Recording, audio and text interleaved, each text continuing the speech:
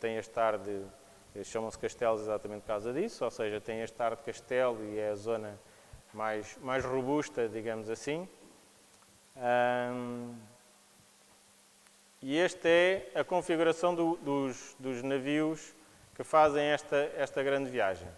Temos aqui um modelo de época do livro de Traças de Carpintaria de Manuel Fernandes de um galeão.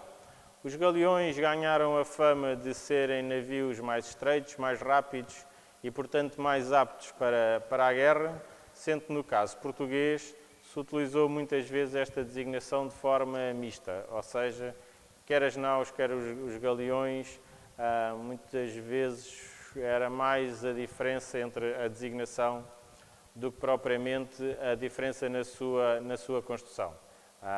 Do ponto de vista teórico e do ponto de vista da construção naval, eles tinham realmente diferenças, mas nem sempre elas eram visíveis e, por exemplo, os contemporâneos, existem vários escritos no século XVI e XVII, onde aparece a referência ao mesmo navio sendo designado por nau ou por galeão.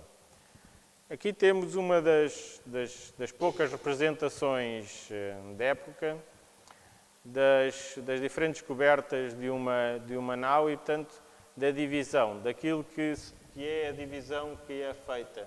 Nós temos ali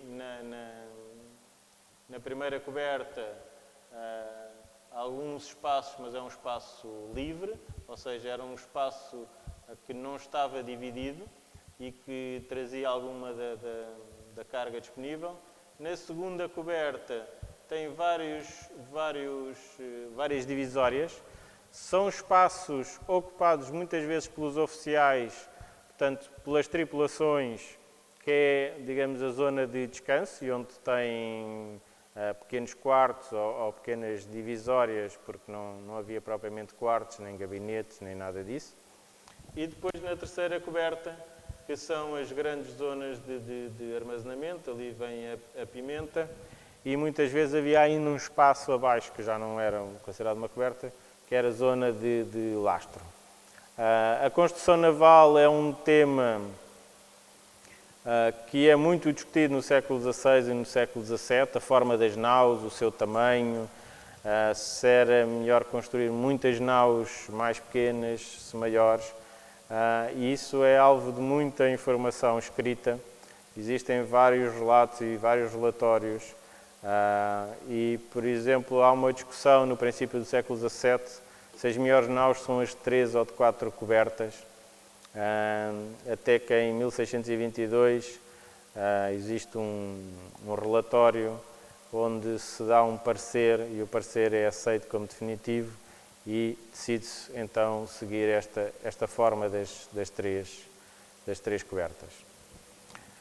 Os navios eram construídos em Lisboa, mas eram também construídos no Oriente. Temos que um dos principais pontos de construção, e vocês veem nesta representação ali 3 navios desenhados muito pequeninos em cima da praia, na Praça de Bassaim, e a Praça de Bassaim era um dos principais locais de construção naval, no Oriente. Construção essa que era feita por portugueses, com a colaboração naturalmente de locais, mas vemos ali aqueles três arremedos de navio em terra, exatamente querendo representar isso, ou seja, são os estaleiros. Para além disso, temos os estaleiros de Lisboa, que são de todos conhecidos na atual zona do Arsenal e por aí fora, e mesmo na zona do Cais de Dré têm sido encontrados restos de outros estaleiros e, portanto, é provável que a construção naval ocupasse uma boa parte da zona ribeirinha de Lisboa em direção à Barra do Tejo. Aqui trouxe-vos como exemplos alguns navios que têm sido descobertos, exatamente naquilo que é a zona do Cais de Dré. Em escavações recentes têm aparecido restos de estaleiros, e estas escavações são muito importantes porque são elas que estão neste momento a permitir confirmar muitas das informações teóricas que nós tínhamos sobre a construção naval e daquilo que era o registro dos livros e dos papéis. Está, digamos assim, a surgir e a vir ao de cima com estas escavações arqueológicas que estão a dar resultados que são muito interessantes, são muito entusiasmantes, e agora resta a parte final, que é perceber como vamos conservar algumas destes vestígios e como é que vamos integrá-los naquilo que são os projetos atuais. Bom, a carreira da Índia conta naturalmente, e cada navio destes necessitava de uma tripulação. As tripulações geralmente e muito rapidamente cresceram até um número aproximado de 120 a 150 homens. Era a tripulação habitual de uma nau da Índia. A este contingente juntava soldados, geralmente uma grande parcela, depois alguns passageiros, geralmente comerciantes, oficiais, algumas pessoas que tinham negócios na Índia e, portanto, seguiam também a bordo. E isto podia fazer com que uma nau da Índia saísse de Lisboa, por exemplo, com perto de 1000 pessoas. A média seria metade, seria à volta dos 500, mas existem alguns registros completos de passageiros a bordo e temos alguns registros de cerca de 1000 pessoas a bordo destes navios. Eu pus aqui duas listagens daquilo que são as tripulações, para se perceber que na Armada Pedro Álvares Cabral, que é a primeira armada que segue aquilo que são os ditames em termos de prazos, de datas, de rotas da carreira da Índia, aquilo que são as tripulações. Um capitão-mor, um mestre, um piloto, os marinheiros, os grumetes e os pajens, que são auxiliares, um contramestre e um guardião, que são basicamente quem gere o pessoal, nomeadamente os marinheiros. E depois temos dois oficiais, e agente de armas e o condestável. O condestável seria o chefe, quem comandava agente de armas. No século XVII, como se percebe, isto é tirado de uma lista de pagamentos, como se percebe por esta lista, existe já uma definição muito estrita daquilo que são as funções a bordo e, portanto, de uma certa especialização. Além do capitão, temos o mestre, que comandava todos os marinheiros e os grumetes. Temos o piloto, que era quem dirigia, digamos assim, o navio em termos de rotas e em termos daquilo que era a condução náutica do navio, porque os capitães no século XVI e XVII não têm nenhuma formação marítima, eles são chefes militares, são nobres, são pessoas de condição, ou seja, são pessoas que podem impor a sua autoridade a bordo, e era com base nisso que eles eram escolhidos. Depois temos aqui uma série de oficiais, o guardião, o sota-piloto, que era um ajudante do piloto, os estrinqueiros, que eram pessoas que atuavam diretamente num dos mastros, que era mais complicado, que era a estrinca, e eles atuavam aí. Carpinteiros, calafates, suplentes, tanoeiros, meirinhos, dispenseiros, e no final temos o condestável e 11 bombardeiros. Portanto, como veem, há já uma definição técnica e estas pessoas foram ganhando esta experiência porque foram ganhando na carreira da Índia.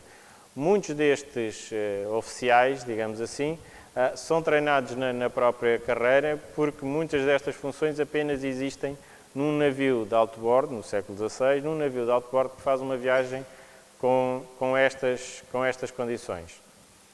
Aqui temos uma imagem contemporânea daquilo que é o trabalho nas velas num navio veleiro, portanto, e como se percebe, está ali uma senhora com um ar pendurado, que é a segunda a contar do lado direito, naturalmente tem cordas e tem sistemas de segurança e está presa por causa disso, nesta situação.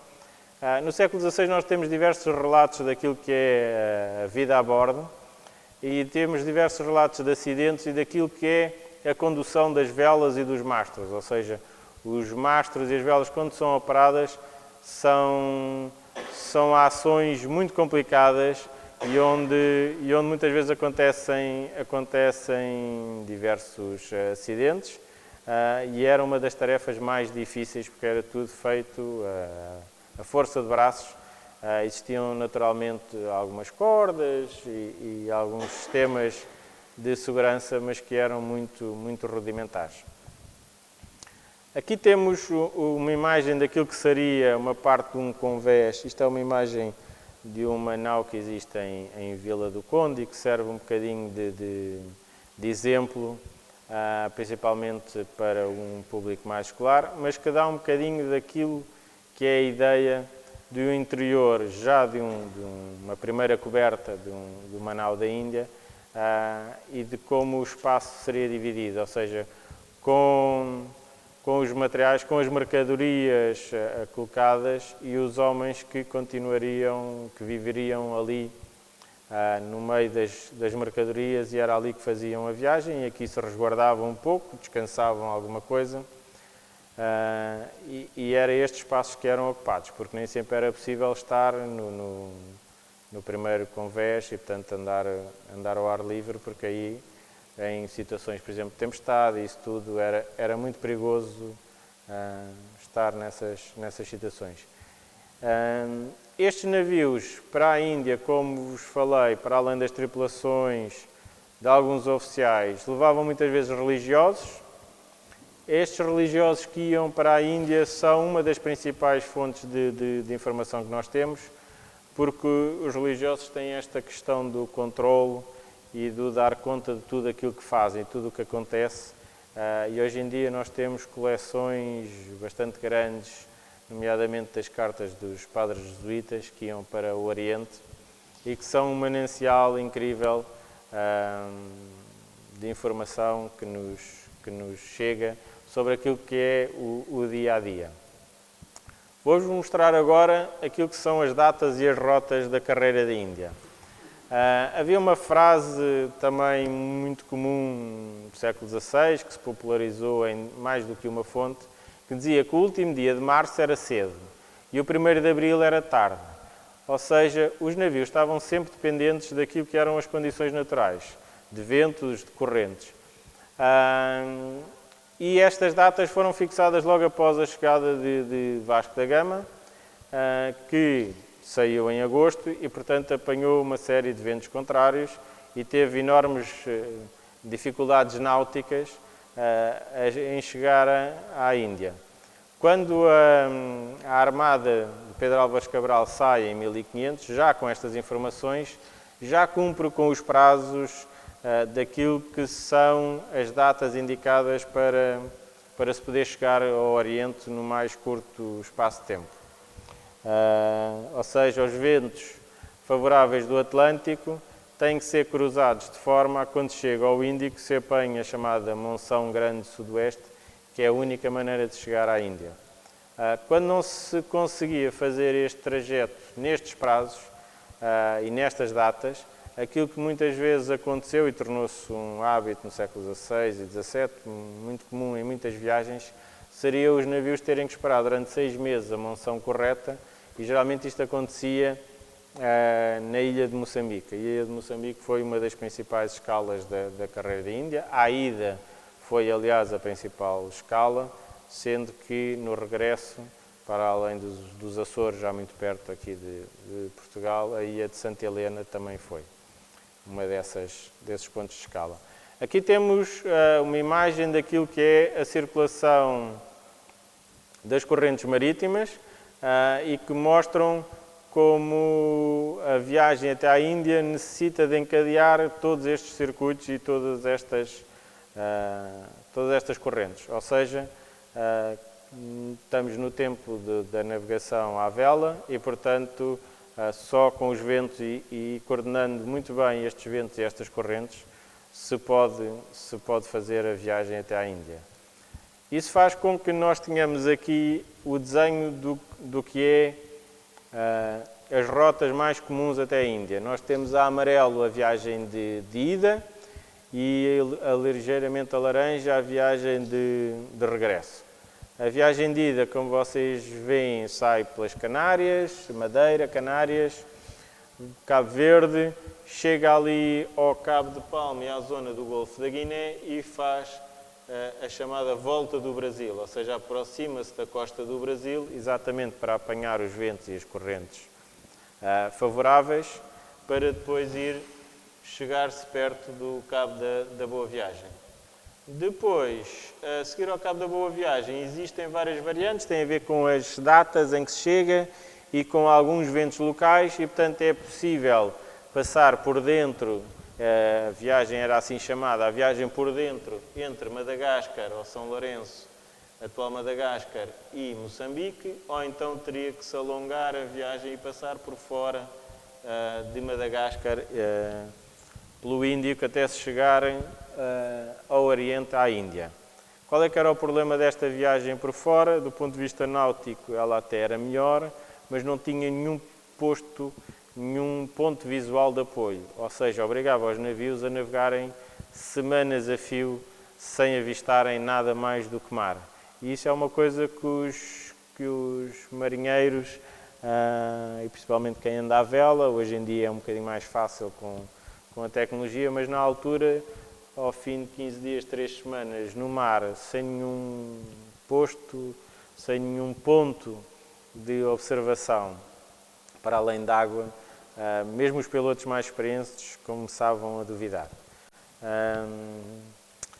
A laranja, nós temos então depois o regresso. O regresso, como se percebe, tem várias variantes no Índico, são 3 variantes, que é uma por dentro, que vem também passar entre Madagascar e Moçambique, uma por fora, que segue mais ou menos a viagem de ida, e depois há uma que se chamou da Carreira Nova, por fora de tudo, que dava uma volta ainda um bocadinho maior e que tinha a ver também com as correntes. Chegando ao Atlântico, a viagem é quase direita a Portugal, pelo centro do Oceano Atlântico, sendo depois obrigatório fazer a famosa volta dos Açores, que era, no fundo, uma curva que obrigava os navios a irem um bocadinho mais até ao centro do Atlântico e a dar uma curva, e só depois de passar os Açores é que conseguiam regressar a Portugal. Esta imagem é muito simples e mostra só uma regata à volta do mundo nos dias de hoje, que é a Volvo Ocean Race, que está para partir em 2022. E se repararem ali, a primeira etapa, que sai de Alicante, vai para Cabo Verde e depois vai para a cidade do Cabo, faz exatamente, porque isto são navios à vela, isto é uma regata totalmente à vela, e portanto, se repararem, faz exatamente a mesma rota que as naus da Carreira da Índia, porque à vela esta é a única forma de se navegar de norte para sul no Atlântico. Relativamente àquilo que é a viagem e a vida a bordo e os naufrágios, que são 2 temas centrais na Carreira da Índia, nós temos, portanto, naquilo que é a vida a bordo, um conjunto de situações que acontecem durante 5, 6 ou 10 meses, que é o prazo de uma destas viagens, num espaço limitado com estas 500 a 600 pessoas. Sempre a ver em mar, e, portanto, isso é algo que revela, digamos assim, tudo o que de bom e de mau nós temos.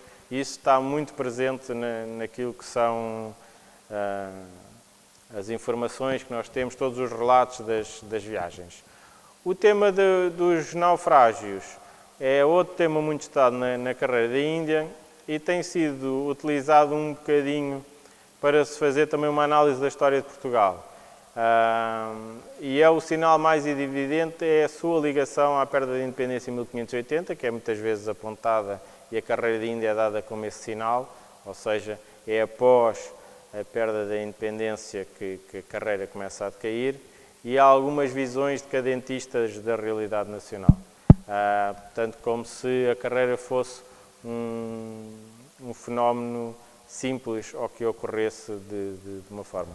Temos aqui a representação de algumas das armadas da Índia, daquilo que eram os navios, num livro que é o livro de Luís Duarte de Abreu, que tem algumas das representações gráficas mais interessantes das armadas, e eu vou começar a acelerar um bocadinho. Aqui temos alguns dos objetos encontrados em escavações que têm a ver com a vida a bordo, objetos cotidianos que vão desde os pratos às colheres, às panelas, a pentes, porque realmente estas viagens da Carreira da Índia eram viagens muito longas. Há 2 autores que estudaram esta questão da vida a bordo e que tem uma frase que eu acho que é muito interessante. Embarcar, bem mais do que já acontecia na vivência cotidiana do homem de 500, era um passo direto para os braços da providência. Ou seja, as pessoas, tal como eu vos disse no primeiro slide, as pessoas quando entravam num navio destes, para uma viagem que cruzava 2 oceanos, que ia demorar meses,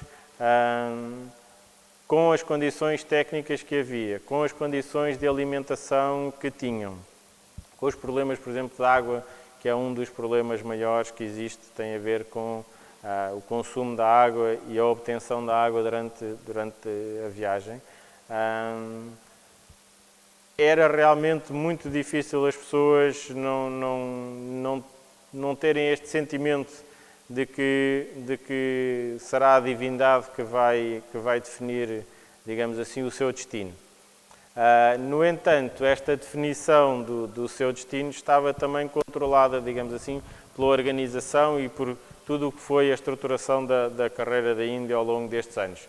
Eu estou-vos a mostrar algumas imagens que têm a ver com os naufrágios, aquilo que são as características desta viagem. Esta viagem teve um nível de naufrágios e de perdas que não é muito superior a outras, não é superior a outras nações europeias quando se lançaram no Oriente. Uma das questões que nós tivemos de realmente diferente foi, por exemplo, a criação de uma literatura própria dos naufrágios, a famosa História Trágico-Marítima, e que se foi, digamos assim, divulgando e estendendo ao longo do século XVI e do século XVII, até se tornar praticamente num género literário, os folhetins de naufrágios, que são muito comuns e que trouxeram esta aura de uma certa desgraça, de uma certa decadência, digamos assim, da nossa navegação, mas que depois os números, quer sejam os números de navios, de viagens, quer sejam os números ligados ao comércio, não trazem. Aqui tem uma representação de Goa, daquilo que era o comércio da Índia, de todo o tipo de especiarias, daquilo que é o funcionamento em pleno do Império, ou seja, o Império em Goa funcionava quando as naus aí chegavam. E é preciso perceber que as naus chegavam com cerca de 6 meses de viagem, estariam à volta de 3, 4 meses na Índia preparadas para carregarem e depois regressavam a Lisboa numa viagem que demorava à volta de 7 meses. Isto dá uma viagem de 1 ano e 4 meses, portanto, muitas das tripulações quando saíam sabiam que regressariam ao fim de mais de 1 ano e sabiam também que muitos iam ter dificuldades se querem regressar. E essa é uma das grandes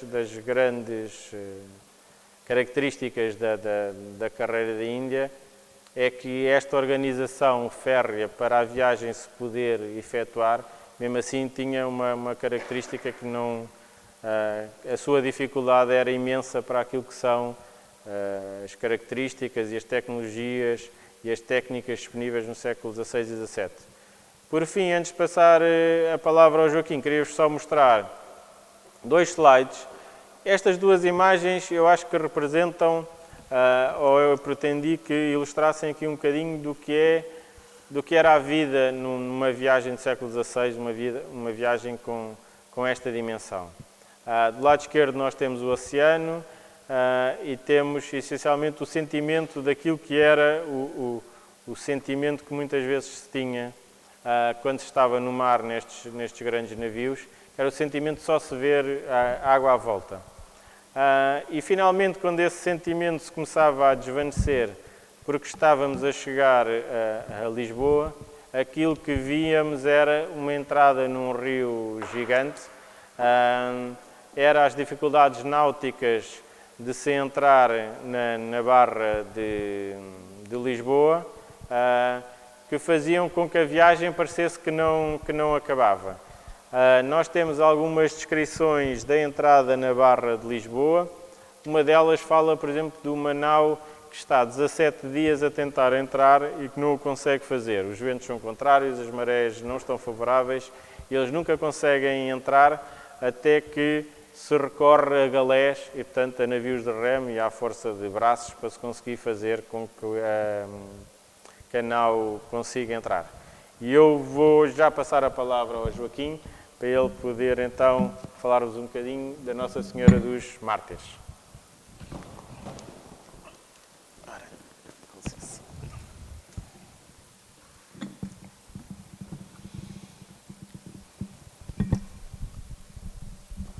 Boa tarde.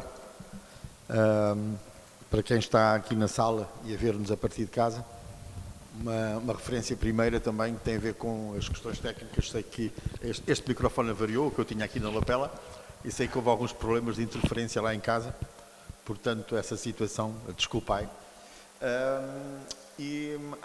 Enfim, intrusando a minha conversa com a do Rui e também pedindo aos presentes e a quem nos está a ver de casa alguma paciência, uma vez que já leva 35 minutos, presumo eu, mas de qualquer modo, apelando a essa paciência, cruzar com aquilo que o Rui apresentou. E o Rui abriu com aquela frase, Deus as leva, Deus as traz, e a mim apetece-me dizer, para além das levar e das trazer, acrescentar os pilotos práticos de Cascais, porque as naus para entrarem na Barra do Tejo necessitavam precisamente de pilotagem prática e também, como é óbvio, de ventos favoráveis, marés favoráveis, etc. E depois, de, como disse o Rui, da boa parte das viagens poderem ser à volta de 13, 14 meses. Em média 6 para ir, 7 para regressar, etc. Era muitas das vezes, no último passo, precisamente, a chegada a Lisboa, a partir de Cascais, que muitas sussurravam, que muitas naufragavam. São mais de 20 os casos, tanto da carreira da Índia como da carreira do Brasil, que estão identificados como naufragadas à entrada da Barra, sendo que na Nossa Senhora dos Mártires, que irei particularizar um pouco, é a única que está registada como tendo naufragada em São João da Barra. Ora bem, este primeiro slide dá-nos apenas uma referência entre aquilo que é de facto esse último passo, o chegar a Cascais para depois vencer a Barra e depois finalmente chegar a Lisboa. Ora bem, esta intervenção tem quase um subtítulo, tem um subtítulo, que é uma revisitação histórica, e é a revisitação histórica porque de facto o naufrágio da Nossa Senhora dos Mártires será porventura aquele que mais é conhecido, que mais concitou a participação de historiadores, de arqueólogos, etc.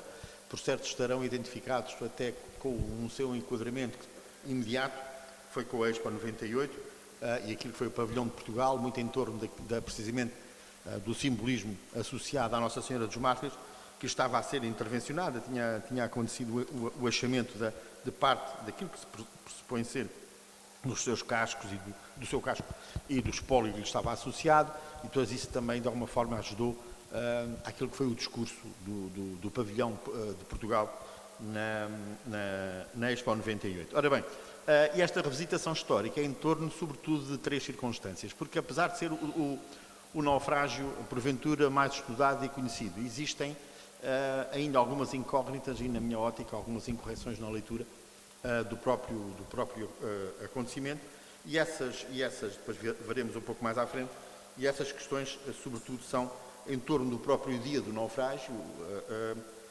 Isso aí era um pormenor, já não é um pormenor a questão da rota escolhida, já vamos ver porquê, e depois a questão das condições, isto é, existe uma persistente leitura, que eu não sei em que se funda, de enquadrar o naufrágio numa certa temeridade, num certo desespero, porque a nau teria tentado, não tendo ventos favoráveis, e ainda por cima com a maré de vazante, é essa a interpretação corrente, com a maré de vazante, e portanto, sobretudo estes 3 tópicos foram aqueles que me despertaram, para além de outras questões de enquadramento que este slide permite. Aqui que estão a ver são as marcações tradicionais e sempre existentes da entrada da barra, os dois corredores de entrada.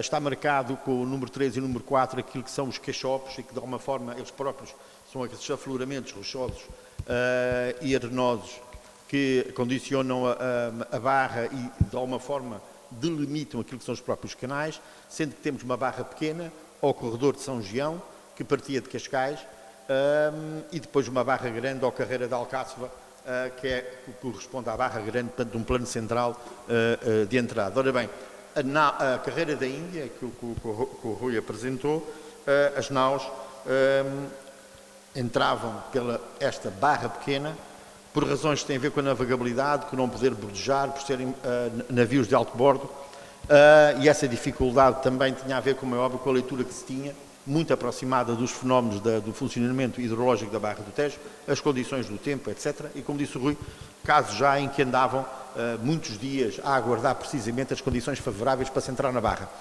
O aguardar não era estar fundeado, o aguardar era navegando, muitas das vezes entre Peniche e Sesimbra, para encontrar aquilo que era o momento mais indicado. E esses momentos, não esquecer que estamos na época da navegação à vela, esses momentos era a conjugação de ventos favoráveis e de maré de enchente. Veremos depois aqui um pouco mais à frente o que é que poderia eventualmente acontecer se não houvesse conjugação desses elementos. Ora bem, portanto aqui o que estamos a ver então é o trajeto, esse trajeto partindo de Cascais, muito próximo à terra, portanto, puxando um pouco pela nossa imaginação aquilo que seria o cenário fantástico de chegada de naus da Índia, ou da Carreira também do Brasil, e que fazia um percurso muito próximo de terra. Por exemplo, para quem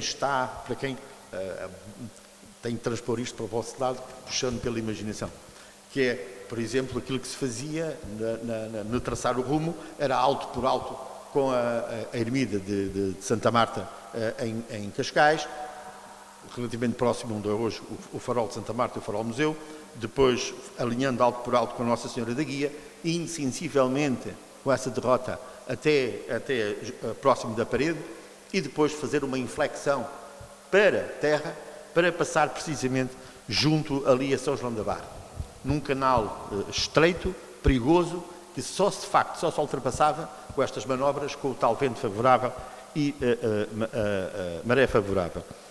Temos aqui uma citação e uma cartografia de contexto, que é o Manuel Pimentel, Arte de Navegar, traduzindo aquilo que já se sabia e que outros tinham também já passado a escrito em roteiros, mas ele em 1712, repercutindo aquilo que vinha de trás, diz estas instruções, porque ele enfim, escreve as instruções náuticas para se seguir o bom rumo.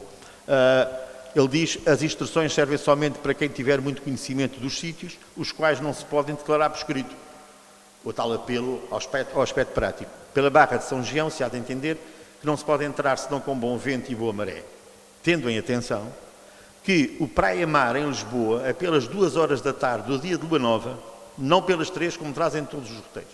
Isto é um mero pormenor, mas é um mero pormenor com uma fundamentação espantosa. E aquilo que tem as suas implicações daquilo que era a leitura que poderia ser feita errada a partir precisamente das referências, das relações do ciclo das marés. E, portanto, essa situação era sempre atendida, como é óbvio, por todos os pilotos, e em relação aos pilotos práticos, aquilo que eles tinham era uma capacidade e um conhecimento prático, lá está, de precisamente porque estavam, como é óbvio, familiarizados não só com a navegação, mas com as questões do assoreamento, etc, etc. Ora bem, esta aqui, o que estamos a ver, é uma carta, um plano de Leonardo Torriano, precisamente na sequência do naufrágio. Não merece a pena estarmos agora aqui a explanar muito esta questão, mas de qualquer maneira aquilo que se vê é precisamente de uma das pontas, aquilo que é a Nossa Senhora da Guia, a rota alto por alto, para se chegar junto a São João da Barra e depois penetrar. Estas variantes que ele aqui apresenta têm a ver com aquilo que na época, aquilo que vinha a ser desde sensivelmente 1590, a alteração de algumas rotas em função de um maior assoreamento da Barra nessa época, situação curiosamente que vai ser associada até na época com uma grande discussão teórica e não só associada à construção do bugio no areal da Cabeça Seca, que nós vemos ali também referenciado. Ora bem, em relação às naus propriamente ditas, elas chegavam a Cascais e é preciso perceber que as naus não estavam preparadas para serem estivadas. As naus navegavam, tinham ferros, como é óbvio, de suporte, de fundiação, mas as naus não estavam preparadas para serem estivadas. Eram barcos muito pesados, não é? Uma grande tonelagem. E, portanto, o que é que se passava em Cascais? Cascais tem um fundo baixo e portanto, aquilo que eram as operações de lançar ferro eram perigosas já de si, mas, por outro lado, de redobradas cautelas, porque sendo o fundo baixo, aquilo que poderia acontecer em situações então de tormenta ou de muitos ventos é, como se diz na gíria, irem à rola, isto é, ou as amarras se soltarem, ou se partirem, ou até provocar mais estragos. Ora bem, essa situação era desde há muito conhecida e, portanto, aquilo que eram os serviços de apoio às naus da Índia estava organizado, e há referências destas a partir dos anos 30 do século XVII, peço desculpa, daquilo que era precisamente o serviço de galés e de caravelas, que estavam organizadas, tinham informação, como é óbvio, e tinham também, as vigias davam atenção a isso para comunicar Lisboa, para que as galés saíssem de Lisboa e fossem para Cascais para ajudar a entrar as naus, caso fosse necessário. Como disse o Rui, a remo e vela, porque as galés desta época são barcos dotados também de velame, portanto não é só a remos, portanto conjugavam aquilo que era a força braçal com os próprios ventos. E, ora bem, e aqui a referência que aqui está é de poucos dias após o próprio naufrágio de Nossa Senhora dos Mártires, já lá iremos, precisamente ele a dar conta, e ele neste momento é o Luís Brava Cunha, que é o responsável precisamente dos armazéns das galés, a informar a Filipe II da necessidade que existia de em Cascais estarem permanentemente 6 caravelas e barcas grandes com âncoras e cabos para quem, aparecendo qualquer nau, as acudam com elas. Isto é, a necessidade que existia de estivar no Porto de Cascais, pelo menos com 6 caravelas, estivar as naus para elas, como eu disse há pouco, não irem à rola, levantarem o ferro e, portanto, perderem rumo. Em relação àquilo que é precisamente o lançar ferro e o enquadramento destes naufrágios, como disse há pouco, estas naus, tanto a nau Salvação como a Nossa Senhora dos Mártires, partiram juntas aqui de Lisboa, no dia 27 de março, presumo eu, de 1606, demoraram 6 meses, basicamente, a chegar a Goa, 6 meses e um dia, depois regressaram partindo não foi de Goa, mas no seu regresso vão direitos aos Açores, fazendo a rota tradicional, e depois nos Açores, chegaram aos Açores em junho, e depois só dão entrada na Barra em setembro. É uma das situações que está ainda por explicar devidamente, foi esta demora, precisamente demoravam habitualmente um mês, às vezes nem isso, e de facto houve uma relativa demora excessiva, eventualmente, para alguma intervenção nas próprias reparações, etc. Mas isso agora é um pormenor. Aquilo que as próprias fontes históricas nos permitem na abordagem a este naufrágio é que, portanto, as duas é um naufrágio e há aquilo que foi a perda da nau de Salvação, que não foi bem um naufrágio. A nau Salvação chega dia 12 de setembro, da parte da tarde, a nau Nossa Senhora dos Mártires chega dia 13 de setembro, e é curioso,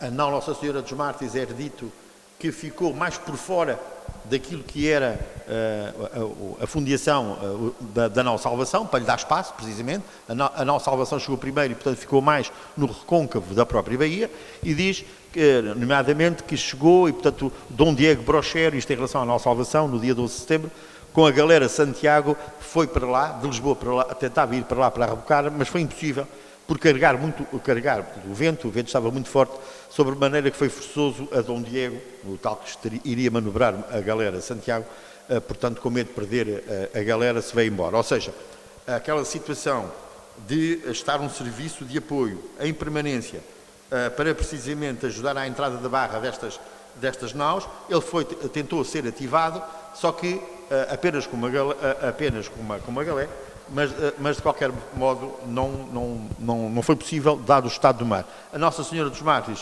surge no dia a seguir. Em relação à nau Salvação, é dito num relato de 15 de setembro que o temporal carregou de tal maneira a nau Salvação que rompeu os cabos e veio a dar à terra em frente mesmo do castelo, em frente da praia, a praia da Ribeira de Cascais, ao passo de ter perdido o timão, ou seja, a roda de leme, e que governou com o trinquete e, portanto, conseguiu, no fundo, varar na própria praia, não é? E, portanto, não podemos considerar bem um naufrágio, é uma perda. Tanto que não morreu ninguém e nas 3 semanas seguintes, basicamente, toda a carga foi recuperada. E esta situação de recuperação de toda a carga desta nau Salvação é intrigante para mim. Quando digo intrigante é neste sentido. O tempo era desfavorável, mas o quanto desfavorável era é que é a interrogação. Estamos em setembro, é um facto. A seguir vou-vos mostrar que estávamos a 3 dias da lua cheia. Portanto, estávamos na chamada gibosa crescente, quando, de facto, a ação das águas oceânicas é mais forte, está a chegar ao pleno. Mas, de qualquer maneira, em relação às questões do tempo e daquilo que seria a fustigação do mar num barco a navegar ou num barco encalhado, é que toda a carga foi recuperada, basicamente toda a carga da nau Salvação foi recuperada.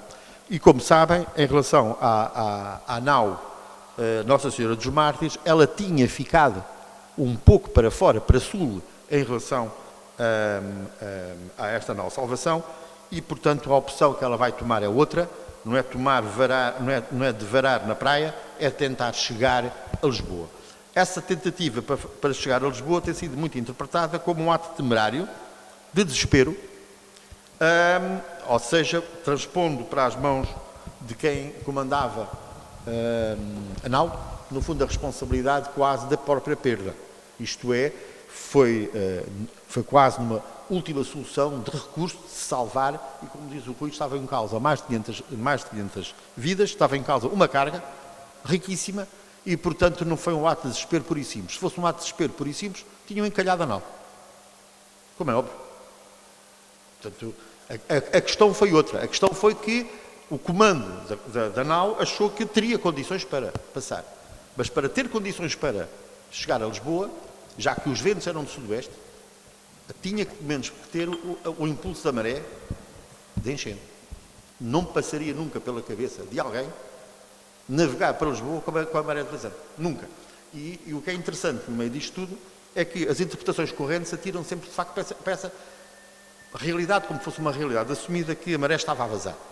Ora bem, eu aqui não vou aqui castigar-vos com aquelas comparações entre a leitura histórica corrente e a leitura histórica que eu proponho, mas de qualquer maneira podemos afirmar, sem grandes problemas, sem grandes interrogações, que a data do naufrágio é 14 de setembro, não é 15.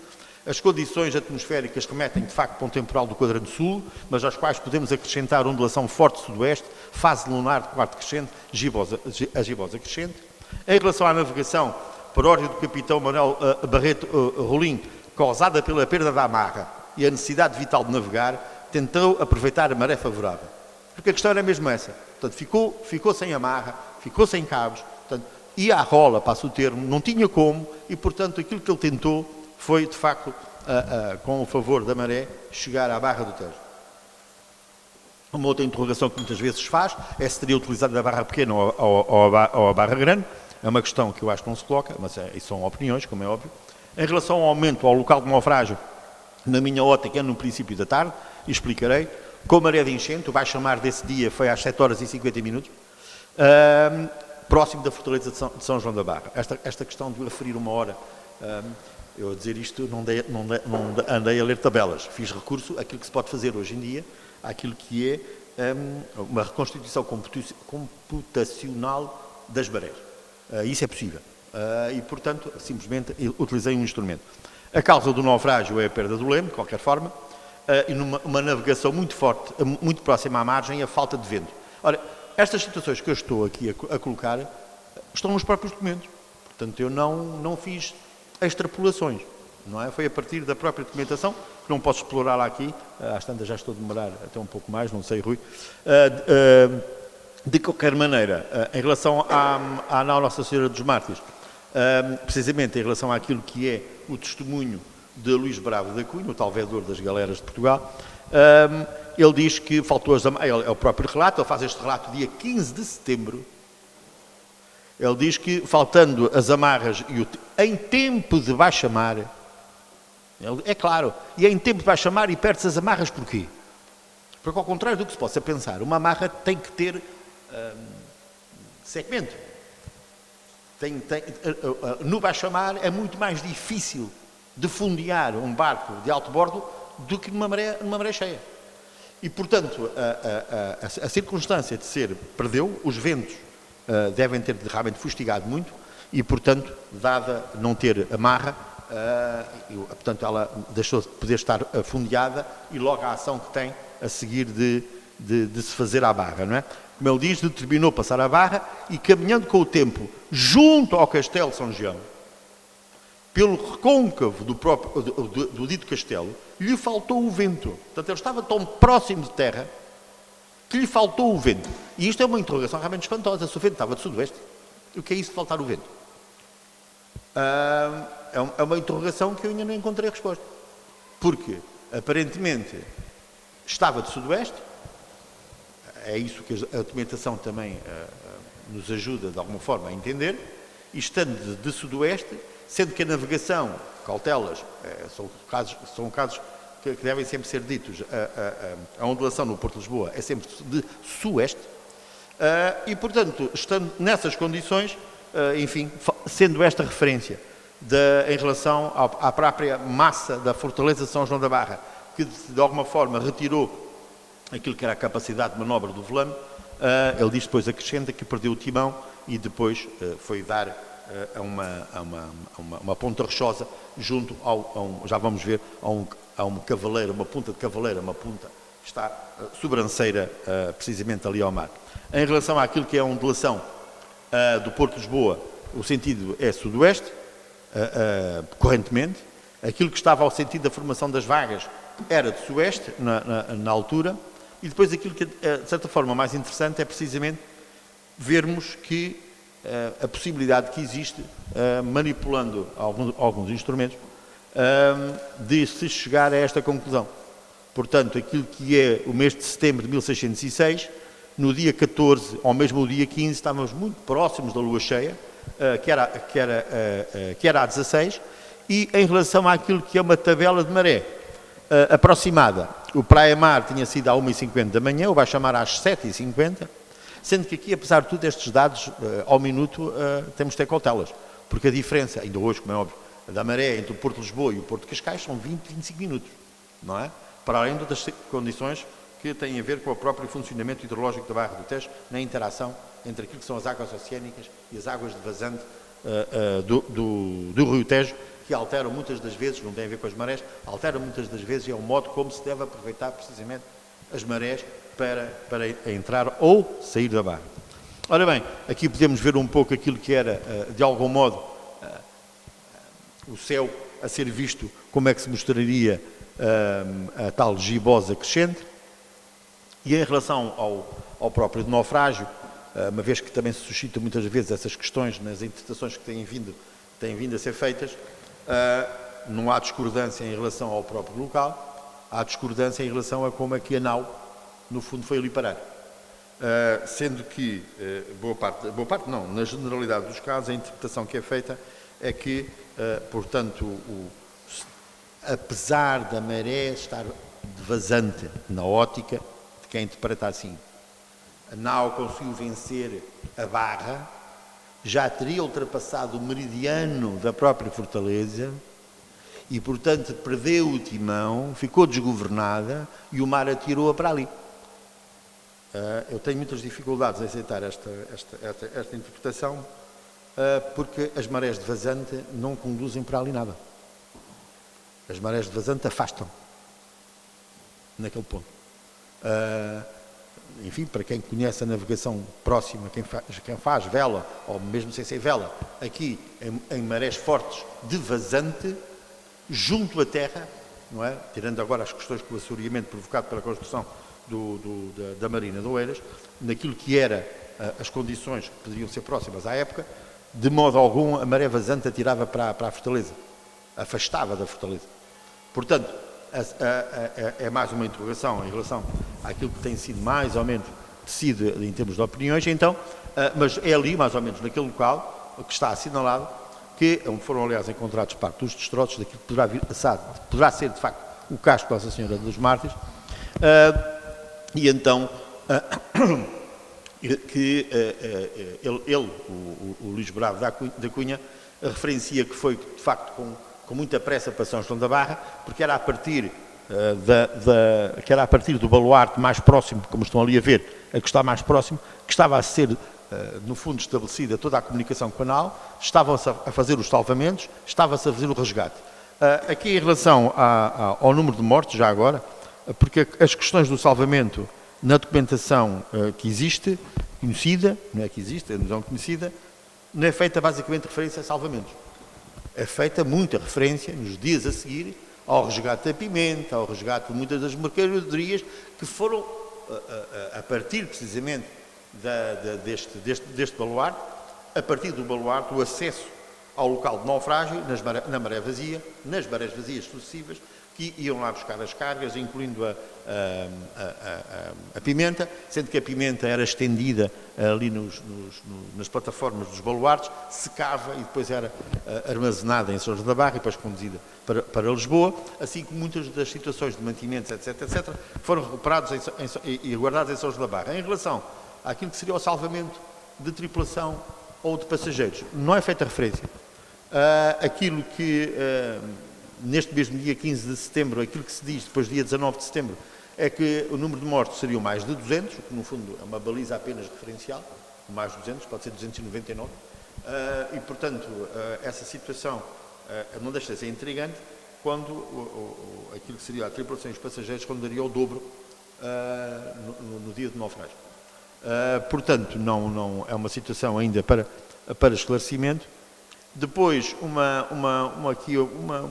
para nos localizarmos um pouco melhor em relação àquilo que era, porque a perspectiva atual de São João da Barra, o recorte do abaluartado, da frente abaluartada de São João da Barra no presente, não era o recorte da frente abaluartada de São João da Barra quando se deu o naufrágio.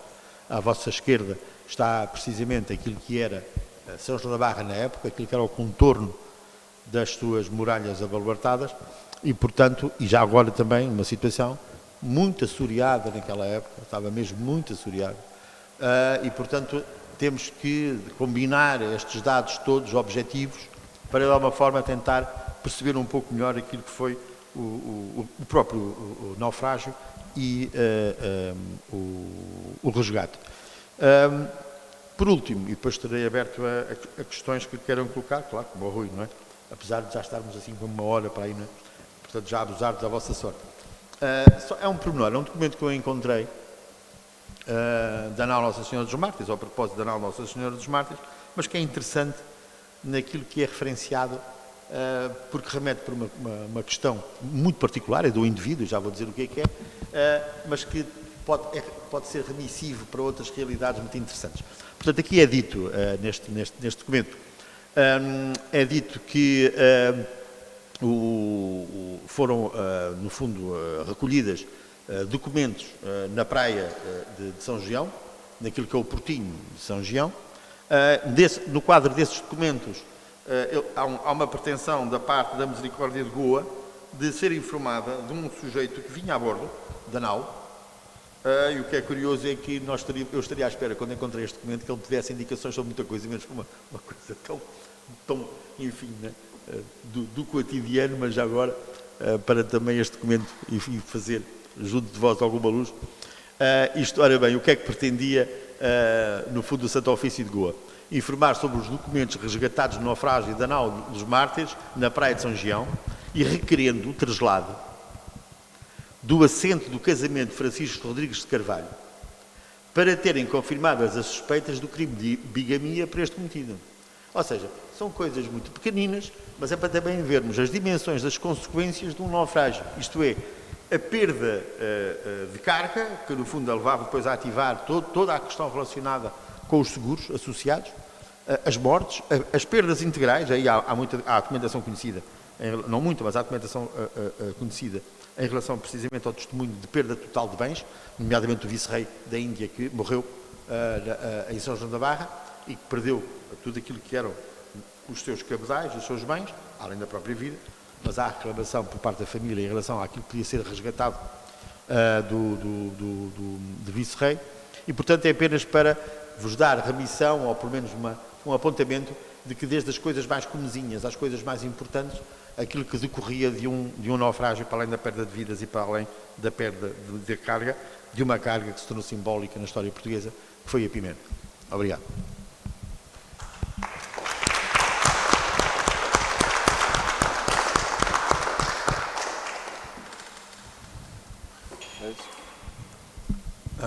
Alguém quer colocar alguma questão?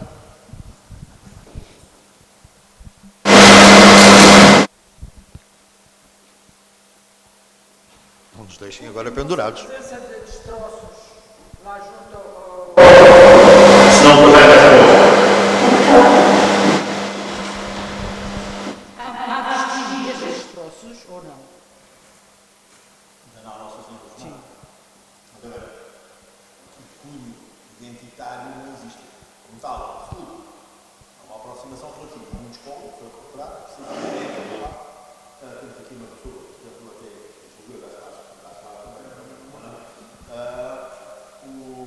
mas foi uma operação de 3 anos,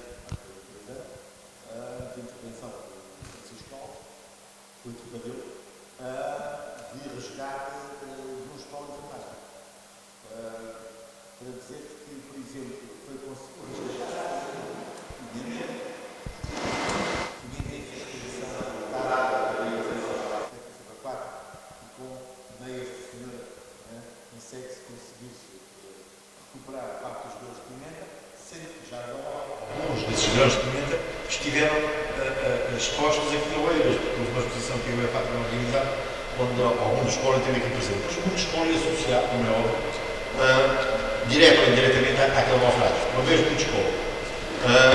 Aliás, três astrolábios, um achado, estão desses mesmo associados ou não à Nossa Senhora dos Mártires na altura, foi algo que até teve assim um grande impacto, que até foi reconstituído o próprio achamento do lado do achado. Deu uma intervenção arqueológica muito bem feita, estudos muito bem feitos, da intervenção, das interpretações em torno do naufrágio, etc. Esse espólio, em parte, ou quase na totalidade, lá está uma parcela pequenina, estávamos a do Mar de Cascais, estávamos a Lisboa. E, portanto, há de facto, foi muito espólio que foi comprado, foi retirado, e o próprio casco, ou parte do próprio casco. Do estudo, etc.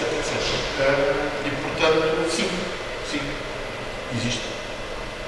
Como estimou que o movimento das marés tenderia a afastar o barco da Rochas, realmente seria alguma... Não, então eu não fiz de entender. A questão não é essa. O naufrágio foi difuso. Aquilo que eu questiono é as condições em que o naufrágio se verificou. São coisas diferentes. E, na minha ótica, e conhecendo eu bem o funcionamento do relógio polar, nenhuma nau se atreveria a entrar, com aquelas condições que tem. Muito menos se atreveria a entrar com a maré deserta. Não se atreveria a entrar naquele caso, porque era quase um ato impossível de facto de navegação. E até pegando nas próprias palavras de quem, um dia depois, faço um relatório para o rei, em que diz que a nau perdeu a amarra no baixo-mar, a segunda baixo-mar é a maré ligeira. Como é óbvio, eu trago a guardar pelo impulso da maré oceânica, só que aqui temos mesmo a situação, que é, já agora, isto que é, naquelas épocas não tem muito mais do que agora.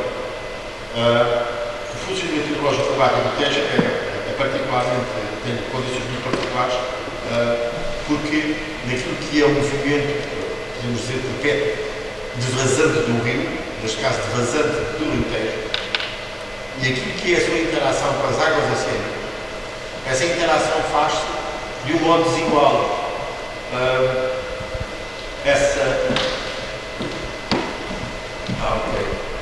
Ou melhor. Aquilo que é a interação das águas oceânicas. Perante umas águas, a água do rio são sempre distintas. Como é óbvio. Neste caso, quando são em situações como estas, para marés a caminhar para a lua cheia. Essa interação é fortíssima, tumultuosa mesmo. E aquilo que era o caudal do Tejo naquela altura era muito maior do que agora. E, portanto, isso provocava um fenómeno muito mais intenso que hoje ainda se verifica. Isso vai se verificar. Que é aquilo que é o caminho das águas da enchente até sensivelmente Caxias, Belém, e é sensivelmente por Caxias que finalmente há um confronto integral de águas. Porque a maré de enchente faz-se primeiro junto à terra, o que quer dizer que, por exemplo, em Caxias a maré enche e junto à cabeça seca ao Bugio a maré está a vazar. A maré do rio.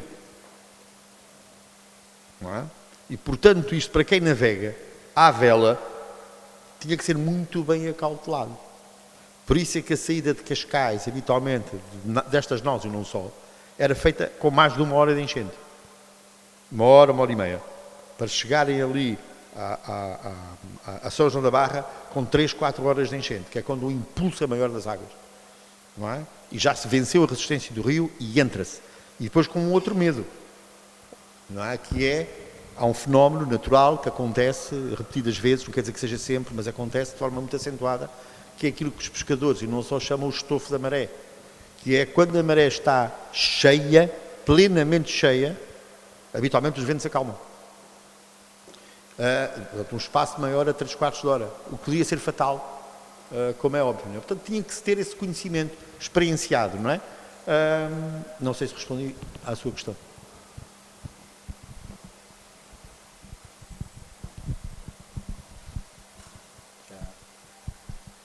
Já está.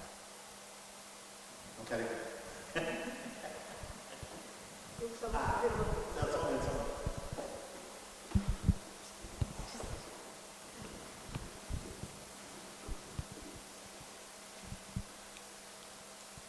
Obrigada.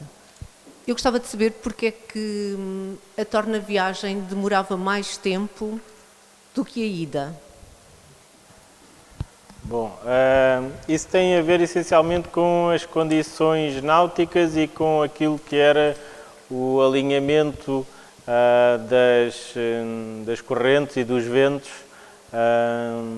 quer no Índico, quer no Atlântico. Ou seja, a cronometragem do tempo e aquilo que são os ventos dominantes no Atlântico e depois no Índico, principalmente no Índico, faz com que a viagem nesse trecho seja mais rápida no regresso. Isso tem a ver com a força das monções e com as correntes dominantes. Existe digamos assim, um mapa. Tens que abrir isso. Existe ali portanto, um dos mapas que foram mostrados que tinha exatamente essa questão. Ou seja, as correntes dominantes à ida, na parte do Índico, são mais contrárias à viagem do que acontecia no regresso, e por isso é que se poupava um mês e meio. Tá bom. Tá.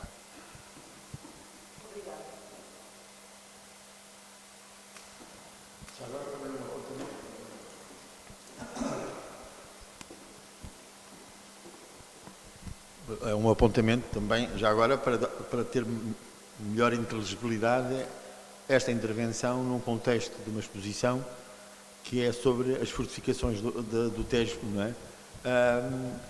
Porque aquilo que também está subjacente a esta exposição e termos temáticos é também a apresentação de um anteplano para a criação do Museu do Tejo, sendo que esse Museu do Tejo vai ter um núcleo central. Esse núcleo central vai estar muito associado à história militar e à história da fortificação marítima, mas enquanto projeto Existe a vontade, existe a pretensão, como é óbvio, enquanto Museu do Tejo, de alargar tematicamente aquilo que é a abordagem museológica de determinados temas, não é? Sendo que os naufrágios, a arqueologia subaquática, a navegação e a navegabilidade, o resgate de bens naufragados, o salvamento náutico, etc., são temas que se entrecruzam e que fazem todo o sentido, se houver oportunidade, fazem todo o sentido para, na sequência daquilo que é este museu, este núcleo central, se partir para outras vertentes passíveis de musealizar. Portanto, tem a ver um pouco também com isso. Sendo que este programa a 4 intervenções era para ter sido um programa a 8 e, portanto, ficaria muito mais perceptível, de facto, que era isso que estava em causa, mas como não foi possível de termos um conjunto de palestras mais diversificadas, mas acho que fiz bem em fazer esta ressalva para, de alguma forma, ver esse contexto mais largo para se perceber porque é que foi esta proposta.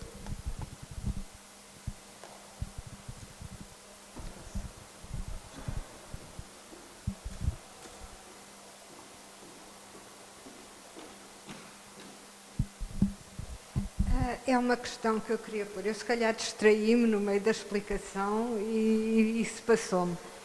Portanto, se as condições não estavam muito longe de ser as indicadas para saírem de Cascais e entrarem em direção a Lisboa, porque é que isso terá acontecido? Eu não sei se ele se deu essa explicação, eu se calhar perdi-me.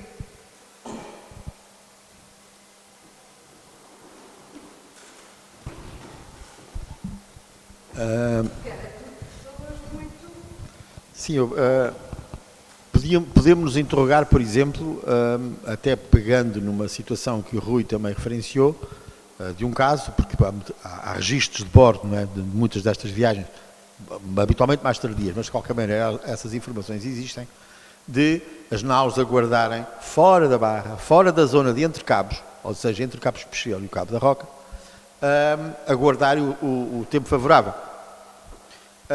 E habitualmente aqui o aguardar o tempo favorável era de vento, numa primeira fase, isto é, aquilo que seria a estabilização dos ventos em relação àquilo que seria o quadrante favorável para entrar, não é? Para entrar então entre cabos e fundear em Cascais. Uma vez estando em Cascais, aguardar pela maré favorável. Esse era, entre aspas, o trânsito normal. Ora, tanto a Salvação como a Nossa Senhora dos Mártires não fizeram qualquer tipo, que se saiba, qualquer tipo de operação deste sentido. Portanto, vão para Cascais e fundeiam em Cascais, com condições adversas. Resta saber se as condições, quando eles estão fora da barra, seriam já tão adversas quanto isso. Não é? Porque a nau Salvação chega a 12 e fundeia. A nau Senhora dos Mártires chega a 13 e fundeia. E estão sensivelmente um dia fundeadas. E não aguentam a amarra. Quer dizer que ou houve intensificação dos ventos, ou eles estariam à espera, precisamente, daquilo que era tradicional, o apoio a partir de Lisboa. E, portanto, conjugação de fatores não tinham a percepção que poderia ser execuível fundear em Cascais, aguardar as condições de maré e de vento e entrar. Portanto, são interrogações, e a sua interrogação faz todo o sentido, porque habitualmente, digo-lhe já que nunca li um texto dos muitos que existem sobre este naufrágio e outros que alguma vez toquem nesse assunto. Porque de facto é isso mesmo. Quer dizer, eles tomaram uma decisão, as duas naus, com um dia de diferença. O que quer dizer que as condições atmosféricas poderiam não ser tão más ao dia de cada um, como depois vieram a verificar, acentuando eventualmente o mau estado do mar e dos ventos de sudoeste. Poderá ter sido, não é? Porque nada na documentação nos diz em que sentido for, não nos permite, mas essa reflexão é pertinente. Agora, eles estando em Cascais, Só tinham, de facto, 2 alternativas. Ou 3, uma vez que a Salvação teve uma terceira alternativa, que foi optar por varar, por ir em direção à praia, à ribeira, à dita ribeira de Cascais, não é? A nau dos mártires estava mais por fora. A páginas tantas também poderá ter-se-lhes atravessado o espírito de fazer o mesmo. Só que já não conseguiram. E, portanto, afastaram-se relativamente, não é? Sendo que este afastamento, aliás, até eles tinham que pôr, para aproveitar os ventos de sueste, tinham que ir mais para fora, ligeiramente, para depois poder fazer um trânsito, não é? Junto à barra, portanto, e na direção da parede primeiro, para depois fazer as inflexões sucessivas para passar pela barra pequena, para depois entrar. Agora, se a minha interpretação estiver correta e estiver a maré de enchente, não é? E, portanto, ele mal sentiu o impulso da maré de enchente, aproveitou, ou terá aproveitado. Há um documento também que diz que demorou cerca de 4 horas a chegar à zona da barra, o que é muito. Mas também pode ter sido, enfim, uma progressão muito lenta. E poderá ter sido obrigado a sair demasiado da barra. Não é? Quer dizer, demasiado a partir de Cascais, para depois, no fundo, rumar à barra. Portanto, são questões que devem ser colocadas e que nunca foram colocadas, digo-lhe já. Porque a coisa tem estado entre aspas, tem estado muito reduzida à opção temerária, suicidária do comandante. Temos que fechar. Temos que fechar. Não é a loja, mas pronto. Mesmo. Quer fechar? Ora, obrigado. Eu queria agradecer a todos pela vossa presença e aos que estiveram em casa também a ouvir-nos. Pedir desculpa por algumas dificuldades técnicas que houve, mas que fomos solucionando. E convidar-vos a estar presente novamente no dia 19. Tens que abrir o computador. Tem que ser o computador aberto. No dia 19 de julho, a ouvir Estratégia e Fortificação, a defesa do litoral de Oeiras na época da restauração. Uma conferência que vai ser feita pelo Joaquim, que é o nosso grande especialista aqui neste tema. E, portanto, convidar-vos a todos e obrigado a todos os que tiveram. Muito obrigado e boa tarde.